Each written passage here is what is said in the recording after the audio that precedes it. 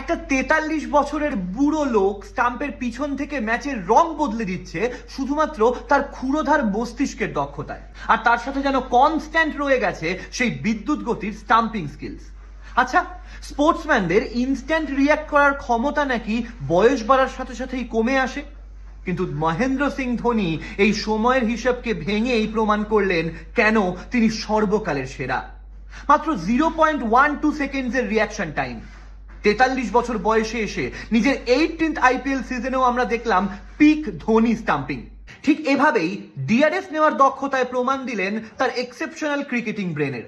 Nathan এলিসের বলটা যখন Mitchell স্যান্টনের প্যাডে লেগে ধোনির দিকে গেল, ক্যাপ্টেন গায়কোয়াড় থেকে ন্যাথান এলিস সবাই কনফিউজ ছিল বলের এক্স্যাক্ট পিচিং পজিশন নিয়ে, কিন্তু ধোনি মাত্র কয়েক মিলি সেকেন্ডের মধ্যেই ঋতুরাজের দিকে ইশারা করেন রিভিউ নেওয়ার জন্য।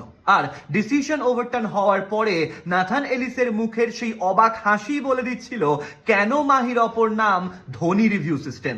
সোশ্যাল মিডিয়া জুড়ে এত ট্রল, এত খিল্লি যে লোকটাকে নিয়ে, ক্রিকেট জীবনের শেষ প্রান্তে এসে সেই লোকটা আজও নিজের 100% দেয় প্রতিটা ম্যাচে।